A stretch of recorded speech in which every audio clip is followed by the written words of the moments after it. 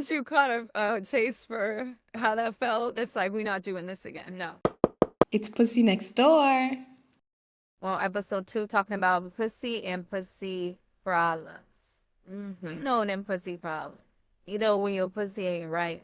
You know when you think something going on down there. Don't know what it is. Don't know why it's doing it. We talk about pussy problems today.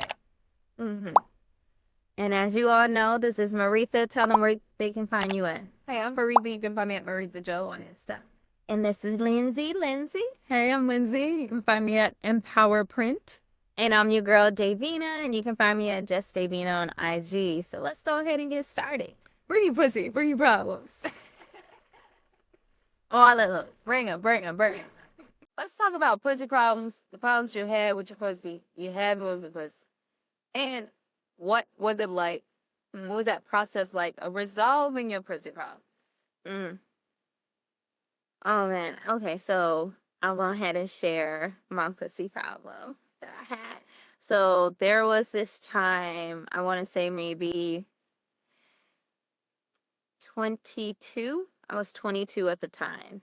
And I had experienced my very first yeast infection. I had no idea, like none, what was going on. I just know I felt this itch and burning sensation, and it happened like late at night. And so I went to the ER, or in Vegas we call it quick cares.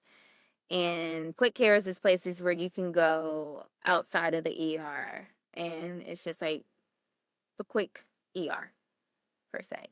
And so I went there, peed in the cup, told the doctor what was going on with me.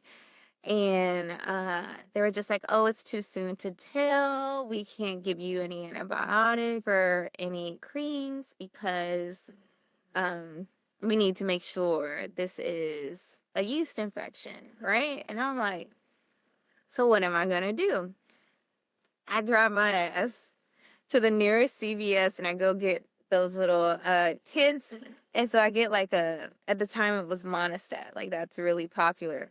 Mind you, I have no idea what a fucking yeast infection is. I just feel like this is what I have because they say you have itching and burning. Weird. I'm like, all right, cool. So I get this little Monistat pill, the little insert thing, take home, use it. I'm fucking allergic. So now, pussy is on fire. Like on fire. Yeah, and so then I'm like, what in the world is going on? So now I stay up until like 7 a.m. to where I can go to an actual, like, my OBGYN. I can go to my actual doctor. And my doctor is like, okay, so now there's allergic reaction. It looks like you do have a yeast infection, so you can take this pill and then we'll give you the antibiotics once we clear this up, right? Until then, it's like cold showers. Just spray the cold water down there, right? Just keep it cleansed. I'm like, all right, so yeast infection subsides. We're great. But still now I'm left with this allergic reaction down there. So now I go back 2 days later, I go back to my doctor. They run the tests again. Yeast is gone, thank God. And then the antibiotic for the allergic reaction worked like in a day, which was awesome. But I had to go through the entire weekend, Monday and Tuesday, just, oh my God, like in bed because my pussy was broke. I was like, oh my God, nothing is working. Like I had like cold towels, all in between my legs and laying, making sure the fan is hitting it, and I was just like, oh my God. And then tell me why the damn ER gonna call me back on like a Thursday. They thought I was about to wait until a Thursday. Oh, the original place he went to. The original place talking about, no, it was a yeast infection. Dumb bitch. Like, no. Like, I was like, We need to talk about that. like, so I let them know. I called them back on that Thursday after I got off of work. And I was like, hi, the problem's been resolved. Thank you. I knew it was a yeast infection. And so then the lady's gonna go off and say, oh, we just have to take certain precautions because women under the age of 25 are more prone to STDs. We want to make sure that we are that we're treating you properly, right? A week. And And what I'm are you like, going to be doing for that week? I know. Struggling, suffering. The whole dang week. right. And so I was just like, okay. But I was just like, oh, never again. Never wanted any more yeast infections. But then, of course, like later on down the road, because I had that experience, I started really listening to my body. And so any inkling of a feeling, Yeah. I would go straight to the doctor. Right. Something wrong. Right. Get her. Get up in there. Right, because once you caught a taste for how that felt, it's like, we're not doing this again. No. The second, I think, tend into the situation. I wouldn't wish that on my worst enemy. Right. Ooh, wait. So you're making me think of quite a few things and some really important things that are less commonly talked about. So first of all, you had an allergic reaction to a very popular, promoted medication, right? And what I've learned through more research than I ever wanted to do is that unfortunately a lot of women can not that you did this, but some women can misdiagnose themselves with yeast infection, or they're experiencing frequent yeast infection and they're over medicating with the monostab, right? And so I guess what it's really to say is the same thing doesn't work for everybody. This is true. And unfortunately, I think there's a lot of minimizing of vaginal feminine care in healthcare. And so, first of all, the fact that you're waiting a week, or that you could have waited a week if you didn't have a doctor that you could go to, and all these kinds of things, right? That's um, to me, that's a failure of the system, and it's not a prioritizing of your health and your experience as a woman. Yeah, they were too worried about my age and if I had an STD. You know what I'm saying? And it would have been like, so what? Right. Run all the tests you need if you know this is the case. It shouldn't take you a week to get results back, especially when you go into a quick care ER or even ER in that sense. You know, and it's just like, come on now. It makes me think too about stigma around STD or not listening to women. I'm not saying that that's all what was going on, but if we're just waiting for tests before we're willing to take any kind of action and that length of time. And it makes me think of Yeah, like my pussy could have fell off. She was gonna pack her bag. She was like, "Listen, we can't be doing this I'm like, you anymore." know what I'm saying? It's all good. Get my shit and leaving.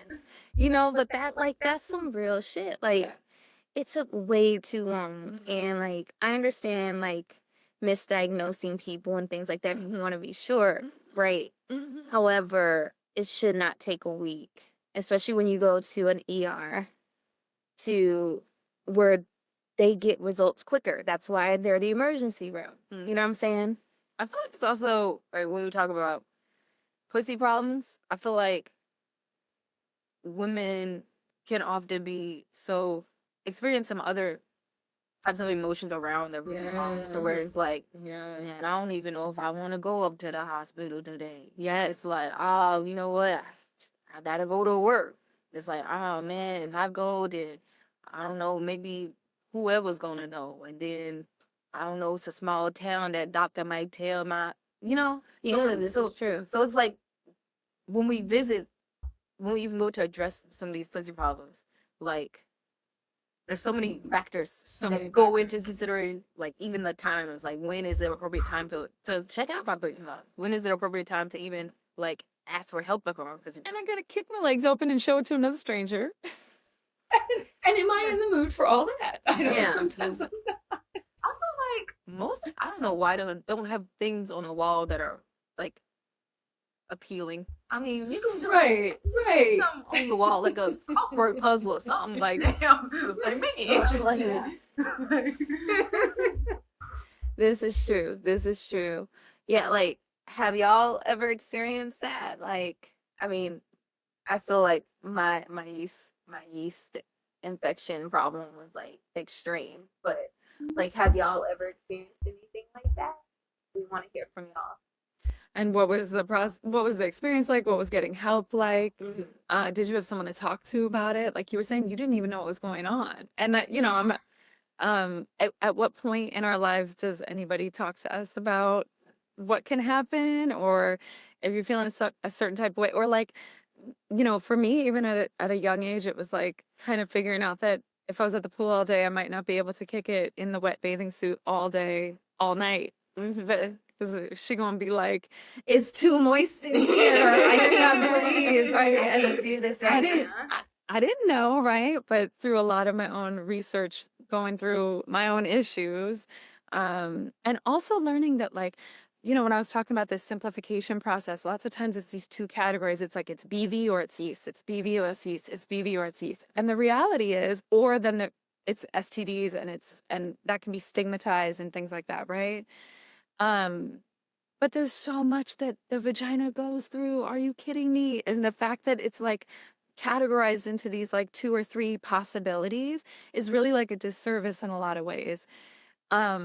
Because we can have issues with pH that's not related to overgrowth of fungus or something like that, right? We can have issues with pH. We can have allergic reactions. We can have food allergy reactions. We can have sensitivity to sugar. We can have sensitivity to probiotics, like to products. So it frustrates me because lots of times I think my experience has been with doctors that I'm really pushed in this direction of like, this must be a yeast infection. And let's just treat you in this way. And then I've had to listen to my body, like you're saying. I've had to do my own research and go, like, shout out Women's Health Magazine, shout out a couple other publications where I was like, whoa, what's this? I'd not heard of this before. Doctors who are willing to tell you that, like, the best treatment for this is like a little bit of baking soda or something, instead of saying, I got to prescribe you this pharmaceutical drug, right? I think there's so much. We know that the funding, unfortunately, doesn't go into as much as it should, women's health. So those are just some of the like context surrounding the pussy problems, right? Yeah. And why it can just be difficult to address. And like you said, or you said last time, when the pussy is off, it's an energy, it's a chakra, it's all these things. It's tough, and is not really understood. I felt like a hermit crab, like just wanting to go into my little shell, and I just wanted to be alone. Like, I was like, thank God I was living alone at the time too, because it was just like, I did not want to be bothered. Like, phone was off. It was just like, don't talk to me. I'm just trying to like sleep through this uncomfortableness. Like, it was like horrible. You know what I'm saying? And like, I mean, now that I've grown and as time has gone on, like I said, any little inkling, I'm like, Address that right away. check this out. Or sometimes I get my mirror and I'm like down here, you know, squatting up in the mirror trying to look. See what your situation looks like. I wasn't into that until like it was damn near 30, and it was like, let me memorize what she looks like so that if there's an issue, I can go, wait. That ain't right. I usually over there with that. Usually over here with this. The color looks different. Right. Like, what's going on with the color? Yes. Like, I yeah. think there's something also to be said. I think there's something also to be said about like the experience going from like, oh, I have a pussy problem, and then the experience of like, how can I solve this pussy problem? It's like, how can I resolve this pussy problem? What are my options here? So it's like, for me, like, my pussy problems have been birth control related.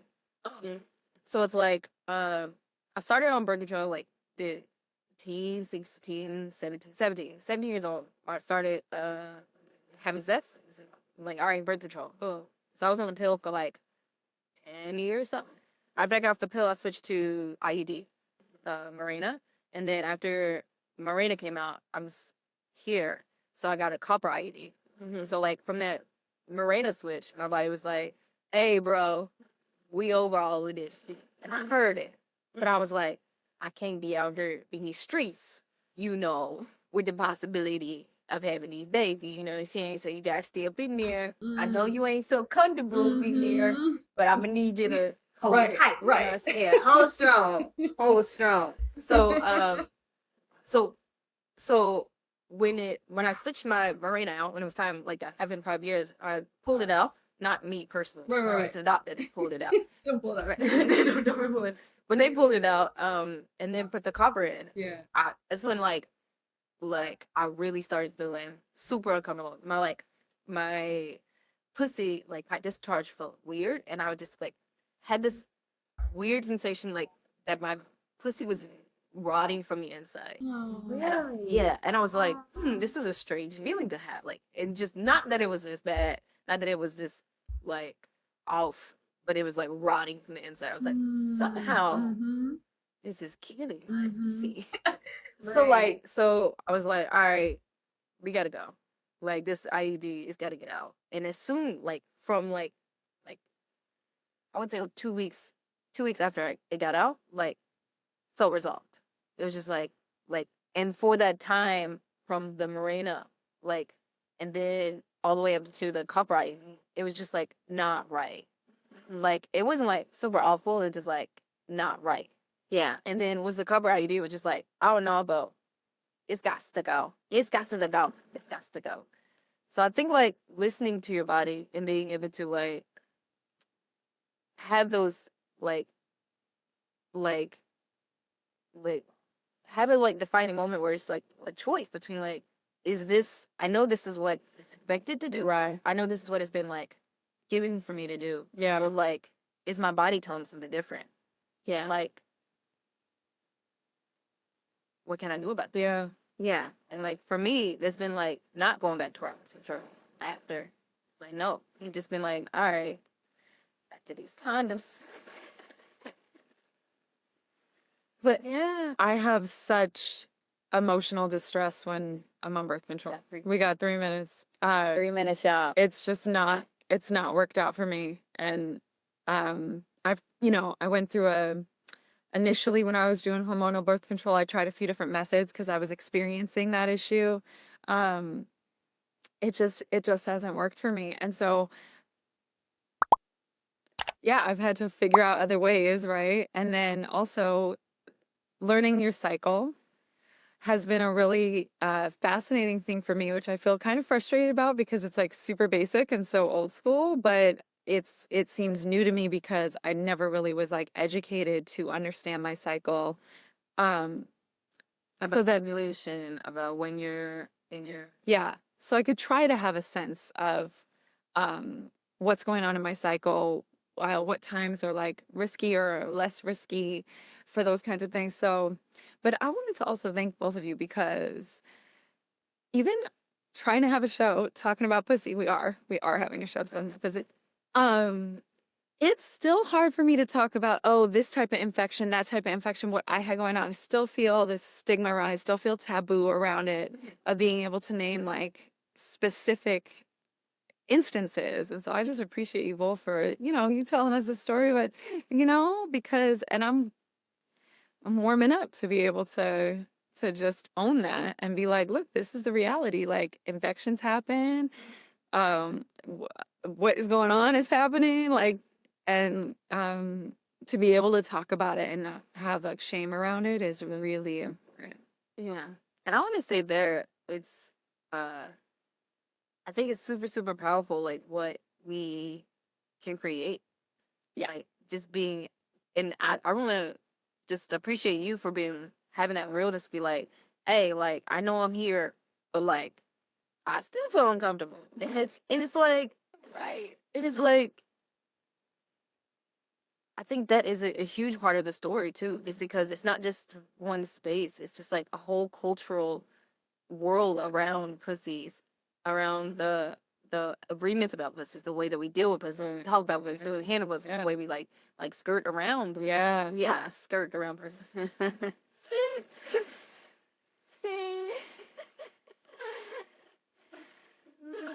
So I think I want to appreciate you for that. Thank you, love.